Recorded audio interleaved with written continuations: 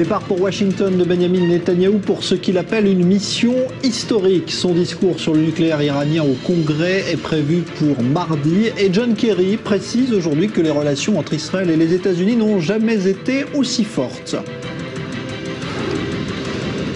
Immense mobilisation à Moscou après l'assassinat de l'opposant Nemtsov. Les manifestants réclament toute la lumière sur ce meurtre qualifié de politique. Le président égyptien en visite en Arabie Saoudite au moment où l'Égypte cherche du soutien dans sa lutte contre les djihadistes dans le Sinaï, à Gaza et en Libye.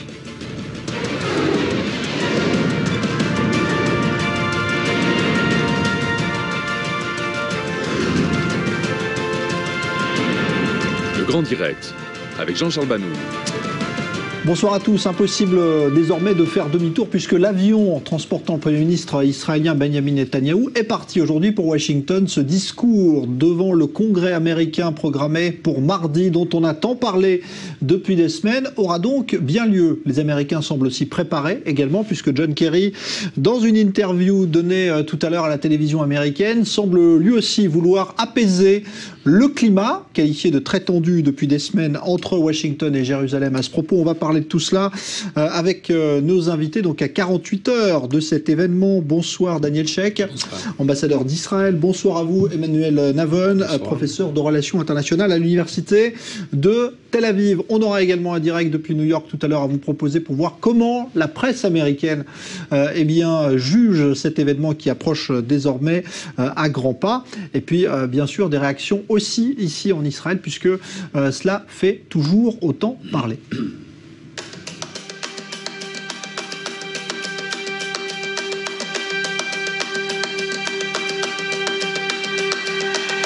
We're going to hold Iran accountable, and we're going to engage in negotiations, and we'll see if they're willing to make the difficult decisions necessary to resolve the international community's concern.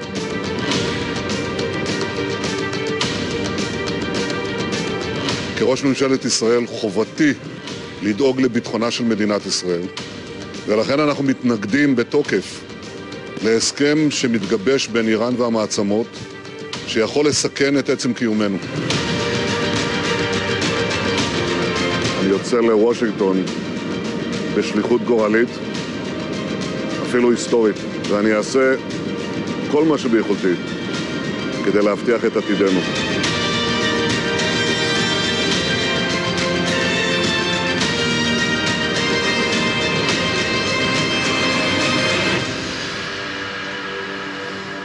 Voilà, ton solennel employé par Benjamin Netanyahou sur le départ ce matin de l'aéroport Ben Gourion. Et puis toujours une opposition présente en Israël à ce discours également, comme en témoigne cette démarche entreprise aujourd'hui par des militaires. Résumé de cette journée avec Maxime Pérez. Benjamin Netanyahou au mur des lamentations à Jérusalem. Instant solennel de recueillement pour le Premier ministre israélien, à la hauteur de la mission presque divine qu'il s'est assignée. Ce dimanche matin, au pied de l'avion qui l'emmenait aux États-Unis, Netanyahou assumait pleinement sa stature. Je pars à Washington pour une mission fatidique, historique même. Je me sens être l'envoyé de tous les citoyens d'Israël, même ceux qui ne sont pas d'accord avec moi, du peuple juif tout entier. Je ressens une inquiétude profonde et sincère pour la sécurité des Israéliens, pour l'avenir de notre pays et celui de notre peuple. Jusqu'au bout, Benjamin Netanyahou aura donc tenu bon face à la critique. Et jusqu'au bout aussi, ses détracteurs veulent le dissuader de commettre l'irréparable. À Tel Aviv, ces anciens généraux de Tzahal ont lancé un ultime appel au Premier ministre israélien. Pour eux, et bien que l'intéressé s'en défende, le discours de Benjamin Netanyahou est une ingérence qui ne cause pas uniquement préjudice à la sacro-sainte alliance israélo-américaine. La politique actuelle du Premier ministre détruit l'alliance avec les États-Unis et la force de dissuasion israélienne. Tout cela n'éloigne en rien la menace nucléaire iranienne, mais au contraire la rapproche. Mais les mots les plus incisifs sont venus de son premier commandant à l'armée, le général Amiram Levin. J'ai appris à Netanyahou comment mener une opération et arriver à la cible.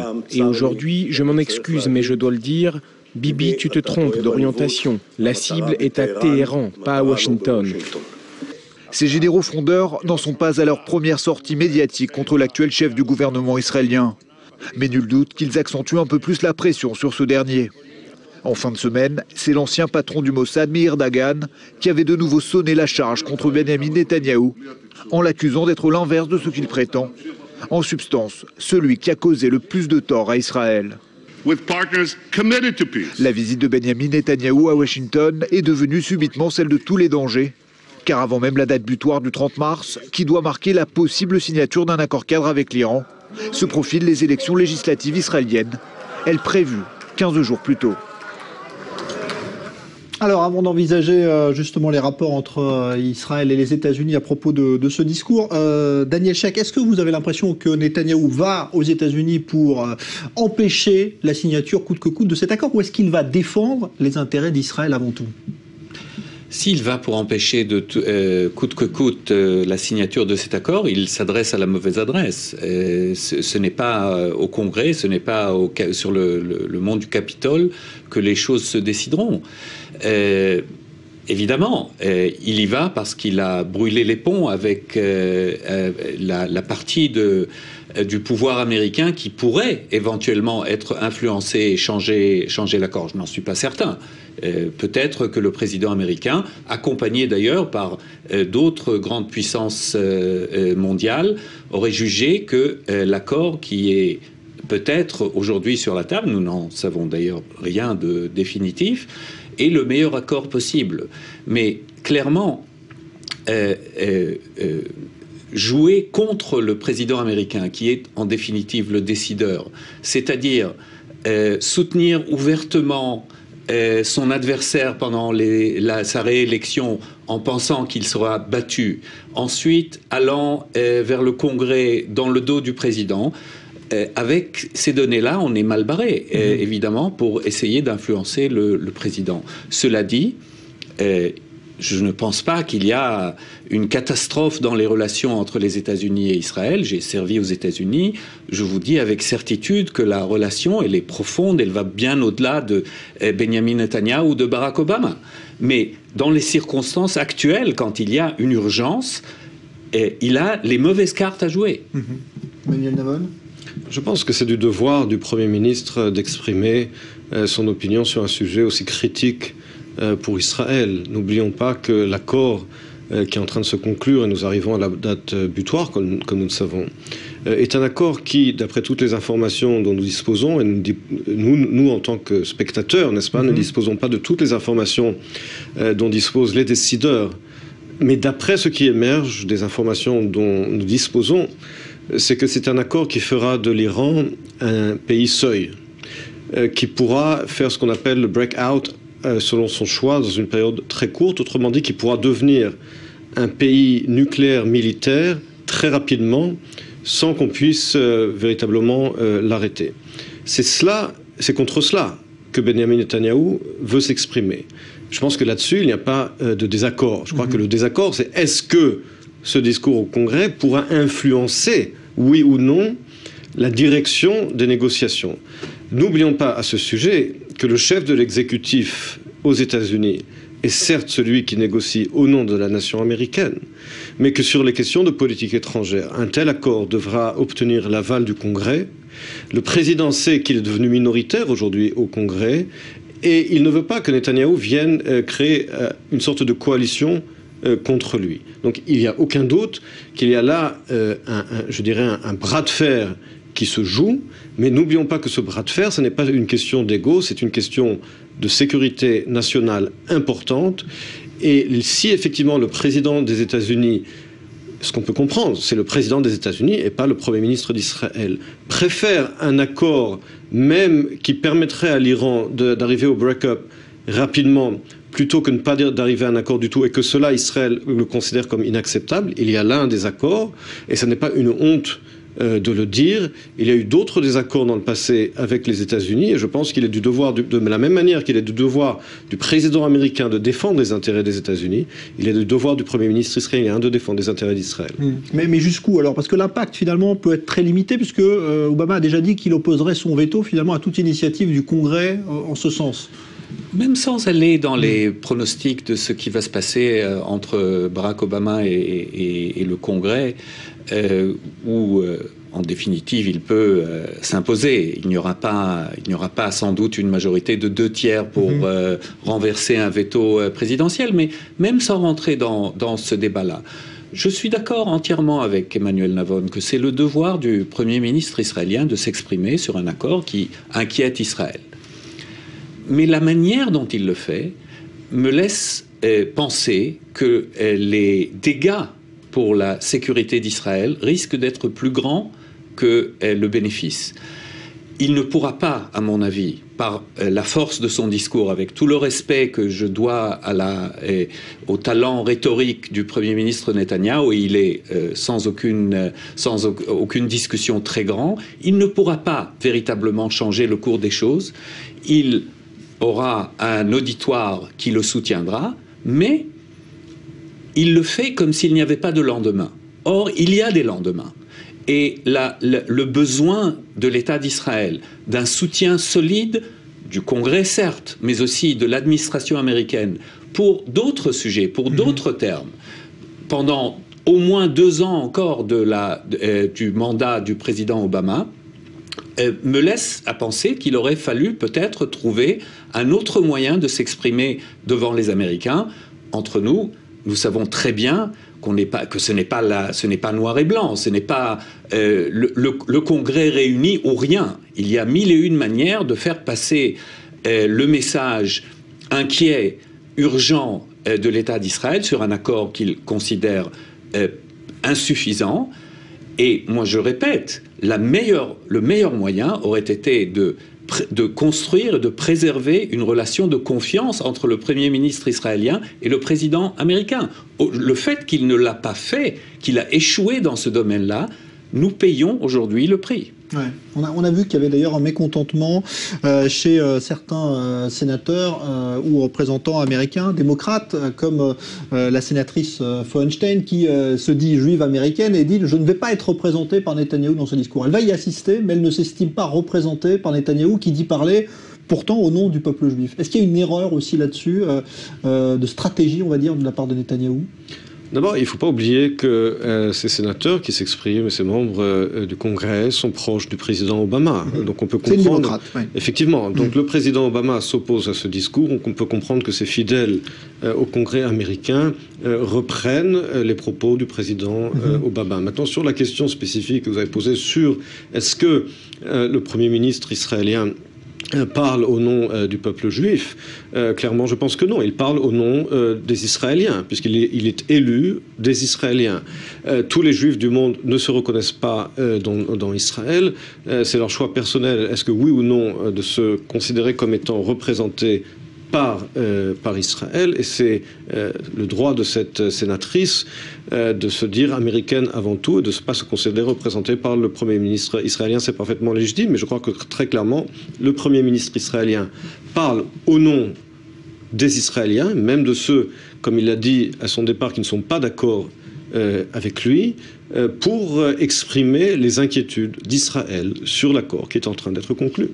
Bon, il y a eu un coup de fil Kerry quand même, Bibi, hier, qui a été révélé aujourd'hui. C'est la preuve qu'on essaie de calmer le jeu de part et d'autre. Heureusement. Ouais. Comme je l'ai dit, les relations entre les deux pays vont au-delà de ce désaccord. Et j'espère qu'il n'y aura pas de dégâts, mais une amertume, il y aura. Il faut comprendre, Jean-Charles, la grande force de l'alliance très spéciale entre Israël et les États-Unis, c'est le fait que c'est quelque chose qui est complètement et totalement bipartisan. Personne n'a jamais pu couper le soutien du Congrès américain ou de la politique américaine en deux, en mettant les démocrates et les républicains l'un contre l'autre sur des sujets israéliens. C'est la grande force du soutien d'Israël, des PAC, etc., d'être complètement bipartisan. Alors qu'ici, le Premier ministre israélien a mis vous appelez ça les fidèles de Barack Obama, mais en fait, les démocrates, en général, devant un dilemme. Soutenir le Premier ministre israélien et l'alliance avec Israël ou soutenir leur propre président. C'est un jeu extrêmement dangereux. Alors, je voudrais qu'on aille justement aux États-Unis. On va aller à New York retrouver notre correspondant David Benaïm qui est en direct avec nous. Bonsoir David. Vous allez nous expliquer d'abord comment la presse américaine, parce que je crois que ça a déjà commencé dans la presse aujourd'hui, comment la presse américaine voit arriver ce discours de Netanyahou devant le Congrès. Mais il y a eu très peu d'anticipation à la visite de Netanyahou au Congrès pour ce mardi. Rien dans les grands journaux télévisés du soir, rien dans la presse populaire. Et en effet, depuis ce matin, la tension sur le sujet monte doucement grâce aux émissions politiques comme Meet the Press ou Face the Nation. Les questions abordées par les journalistes sont toujours sur le même sujet. Le niveau des relations entre Israël et les États-Unis sous l'administration Obama, qui s'est dégradé, et la sacro-sainte question du soutien inconditionnel des États-Unis envers Israël. Les représentants de chaque parti se sont succédés sur les plateaux pour rappeler combien la sécurité d'Israël est une priorité à droite comme à gauche. Et ni l'absence mardi du vice-président Biden, ni la question de l'impact de la visite sur la campagne électorale israélienne sont abordées. Le discours de Netanyahou s'impose au cœur du clivage politique ici. La presse s'intéresse davantage aux conséquences d'une telle visite sur l'élection présidentielle de 2016, en fait. Un mot, est-ce qu'il y a des polémiques qui sont créées aux États-Unis? Est-ce que ça crée des divisions, par exemple, entre démocrates et républicains, entre membres de la communauté juive américaine? Est-ce que vous ressentez tout ça déjà ou pas? On le ressent beaucoup. En fait, il y a un invité surprise sur la presse. En fait, aujourd'hui, l'invité surprise, c'est les lobbies. On les a vus apparaître dans les pages du New York Times, du Washington Post depuis jeudi, des pages entières de publicité payées par AIPAC en faveur de l'intervention de mardi au Congrès, par J Street contre le discours du Premier ministre israélien. Ces pages de pub sont menées courantes normalement en période électorale, mais là, c'est une nouveauté quand c'est pour un événement international comme ça. Ce qui est nouveau, c'est l'arrivée aussi de spots publicitaires à la télé. Ce matin, je découvrais un message de 30 secondes du comité d'urgence pour Israël sur la menace iranienne, invitant les Américains à écouter le discours de Netanyahou. Et une autre découverte pour les Américains, c'est que pour la première fois, ils découvrent que les Juifs américains sont divisés sur le sujet. Les députés juifs démocrates se succèdent sur les plateaux télé pour dire, comme Joe Lieberman, qui ira au discours ce mardi, ou comme Jan Tchaikovsky, qui, elle, n'ira pas. Merci David Benaïm donc pour cet éclairage en direct de New York. Donc c'est vrai que c'est quelque chose là qui peut laisser des traces, à votre avis, cette division par exemple au sein de la communauté juive américaine sur ce sujet, Emmanuel Navod, ou pas? N'oubliez pas que cette division, elle est semée également par la communauté elle-même. Pourquoi je dis ça? Parce qu'une organisation comme AIPAC, qui s'est toujours présentée, dont la politique a toujours été de soutenir la politique d'Israël quelle qu'elle fût aux États-Unis, de laisser bien entendu au gouvernement israélien élu de décider de leur politique et ensuite d'essayer de convaincre le gouvernement américain de la soutenir. Or, une organisation comme J Street, par exemple, est une organisation de lobbying pour un but politique précis. C'est une organisation qui milite pour la création d'un État palestinien et par conséquent qui a fait du soutien d'Israël, justement, un sujet partisan, puisque J Street essaie de présenter le soutien d'Israël comme concomitant à l'engagement à la création d'un État palestinien. Et donc, il y a là aussi, au sein de la communauté juive américaine, des divisions qui sont produites par la communauté elle-même, une politisation du sujet israélien. Donc quand on parle de faire du sujet Israël un sujet partisan, il ne faut pas oublier le rôle que joue une certaine partie de la communauté juive américaine dans cette tendance, dans cette direction. Daniel Sheikh là-dessus? Oui, simplement, c'est peut-être partisan, mais c'est partisan par rapport à la politique israélienne. Parce que J Street, lui aussi, est une organisation bipartisane aux États-Unis qui travaille à la fois avec des républicains et des démocrates. C'est pas exact, elle est beaucoup plus démocrate que républicaine. Oui, parce qu'il y a plus de soutien chez les démocrates que les autres, mais ce n'est pas une organisation partisane qui travaille qu'avec les démocrates. Mais c'est vrai que c'est un courant qui a grandi pendant les dernières années au sein de la communauté juive américaine. Un courant qui ne se retrouvait plus avec les positions que représentait AIPAC. Maintenant, ce n'est pas un jugement de valeur que je fais. Moi, je connais AIPAC à fond. Je trouve que c'est une organisation admirable. Mais beaucoup d'Américains, notamment en Californie, où j'ai passé quelques années en mission, ne se retrouvait pas avec les positions ni du gouvernement israélien, des gouvernements israéliens de centre-droite, ni avec les positions à leurs yeux trop militantes d'AIPAC. Et c'est là-dessus que s'est forgé, donc a commencé à fleurir cette nouvelle organisation qui s'appelle J Street et qui est certes beaucoup moins légitimiste que AIPAC. Alors, AIPAC, ce sera demain le discours que va prononcer Netanyahou à la veille de celui du Congrès, donc à Washington. Je voudrais qu'on écoute d'ailleurs la toute dernière réaction, c'était tout à l'heure à la télévision américaine, de John Kerry, dont on sait qu'il ne sera pas présent au Congrès, puisqu'il sera justement en train de parler avec les Iraniens en Suisse. Et bien, voici ce qu'a dit aujourd'hui John Kerry, donc à la télévision américaine, à propos de la venue de Netanyahou. Ces 2 dernières années, nous sommes intervenus au nom d'Israël, je dirais bien plusieurs centaines de fois, dans près de 75 forums, dans le but de protéger Israël. Je m'entretiens régulièrement avec son Premier ministre, comme hier.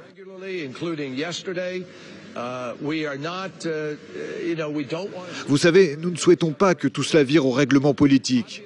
Évidemment, il est plutôt rare, si ce n'est unique, que nous apprenions ce discours par des représentants du Congrès et que notre administration n'a été à aucun moment informée.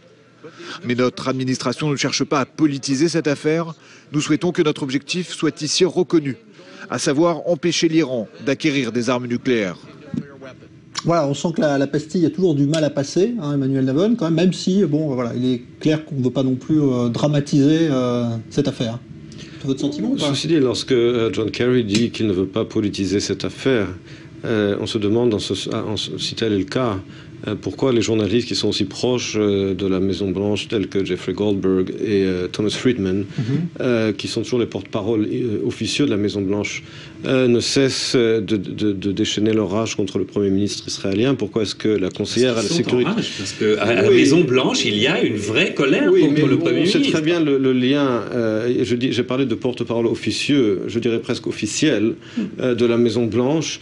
Lorsque Susan Rice, qui est quand même la conseillère à la sécurité nationale, tient les propos qu'elle a tenus, il est difficile de prendre au sérieux John Kerry, bon, c'est vrai de manière générale, mais particulièrement sur ce sujet, lorsqu'il dit que la Maison-Blanche n'essaie pas de politiser ce sujet. La Maison-Blanche essaie de politiser ce sujet. C'est clair qu'il y a là une crise diplomatique, on ne peut pas le nier, mais au bout du compte, et en dernière analyse, la question qui doit se poser pour le Premier ministre est de faire l'équilibre et le calcul entre cette crise qui est réelle et, comme je l'ai dit, son devoir de tout faire pour influencer les décideurs aux États-Unis, dont le pouvoir législatif qui a un poids important, pour empêcher la signature d'un accord qui, d'après le Premier ministre et d'après de nombreux experts, est inacceptable pour Israël. Ouais. Non, il y a une vraie colère. Je crois que personne n'essaye de la cacher, de la bouche du président jusqu'à la bouche de ses porte-paroles officiels, officieux, semi-officieux, peu importe. Mais si le débat a été politisé, c'était pas une décision de la Maison-Blanche. La Maison-Blanche a été entraînée dans cette affaire par, disons, la démarche peu diplomatique du gouvernement israélien, de son Premier ministre, de s'adresser au Congrès avec sa majorité républicaine dans le dos du président. Je crois que c'est quelque chose... Non, là aussi, on peut penser que c'était justifié, qu'il y a de bonnes raisons, etc. Mais il ne faut pas s'étonner que quand on énerve le président, il soit énervé. Ouais. Oui, alors d'ailleurs, on ne l'a pas encore entendu, peut-être demain, où Obama doit s'exprimer d'ailleurs sur un autre sujet, mais peut-être qu'il évoquera ce dossier-là. Alors, il y a également quelque chose qui pose question, c'est-à-dire que si finalement ce discours ne sert pas en pratique à quelque chose, puisqu'on sait que le Congrès ne pourra pas empêcher le veto ensuite du président. À quoi Israël peut s'en remettre ensuite? Est-ce qu'on peut vraiment envisager une option militaire encore aujourd'hui comme étant d'actualité face à l'Iran? D'abord, il n'est pas sûr que le Congrès ne puisse pas bloquer le président. Une majorité de 2/3 reste improbable, mais pas impossible. Il faut certes des capacités d'orateurs exceptionnelles pour pouvoir peut-être convaincre 2/3 du Congrès d'empêcher un veto présidentiel, mais cela théoriquement reste possible. Et il y a également l'effet psychologique, de dire les faits, de mettre les choses sur la table, de parler aux représentants du peuple américain. Et je pense que cela aura un effet. Maintenant, en ce qui concerne l'option militaire, Vous savez, seuls les experts qui ont toutes les données du dossier entre les mains sont capables de répondre à cette question. Y a-t-il, oui ou non, une option militaire? Ce qui est sûr, c'est que cette option militaire était plus viable et moins compliquée dans le passé qu'elle ne l'est aujourd'hui. Elle était plus viable et moins compliquée il y a 10 ou 15 ans. Mais encore une fois, les connaissances qu'il faut avoir, les connaissances techniques et secrètes qu'il faut avoir pour répondre à une telle question ne sont qu'aux mains des décideurs. Mais je rappellerai simplement que même l'opération militaire contre la centrale de Osirak en 1981, qui était jugée à l'époque complètement impossible et dangereuse, a été menée avec succès et que cela a éliminé définitivement la menace nucléaire irakienne à l'époque. En ce qui concerne, dernier mot sur l'option militaire, c'est clair que pour ce qui concerne les États-Unis, eux ont bien entendu une telle capacité. La question de savoir s'ils ont une telle volonté. Ce qui ne semble pas être que le cas aujourd'hui. Hein. On est plus près d'un accord quand même que s'apprêtent à signer les Américains que d'une crise pouvant amener une option militaire. D'abord, moi, je ne connais pas un expert militaire israélien qui propose une opération militaire sans les États-Unis. Je pense que c'est assez clair, même sans connaître les détails, et je ne les connais pas. Il y a sans doute des capacités israéliennes assez surprenantes sur beaucoup de sujets, mais tout le monde a parlé d'une collaboration avec les États-Unis qui aujourd'hui semble plus qu'improbable. Deuxièmement, oui, certes, théoriquement, c'est possible qu'une majorité de 2/3 puisse émerger au Congrès. Théoriquement, le président iranien peut devenir le successeur de Mère Teresa. Tout peut théoriquement arriver. Mais je ne pense pas que c'est un cas de figure qui va se passer. Je pense que vous avez raison, nous sommes plus près d'un accord que d'une rupture, mais je ne suis pas certain que nous aurons un accord cette fois-ci. Moi, j'envisage très bien encore une possibilité que les négociations se prolongent encore de 2-3 mois et peut-être que nous trouverons le moyen d'avoir un impact et de minimiser les risques. Mais l'objectif israélien de zéro capacité nucléaire iranienne n'est pas envisageable. Du moment que la communauté internationale a pris le devant dans cette négociation, il est improbable que la position israélienne ultime soit possible. En tout cas, on suivra évidemment l'évolution de cette situation. Donc, arrivée de Netanyahou ce soir, dans quelques heures maintenant, donc à Washington. Discours demain devant EPAC, l'association de toutes les organisations juives américaines, qui est un lobby très influent. Et puis donc, mardi, évidemment, ce discours devant le Congrès américain qu'on vous fera vivre en direct sur I24 News. Merci Daniel Sheikh, merci Emmanuel Navon. On reparlera dans un instant d'ailleurs de l'Iran et de la manière dont les Iraniens font les yeux doux actuellement aux sociétés de l'Internet américaine. Vous verrez, ce sera à venir dans un instant.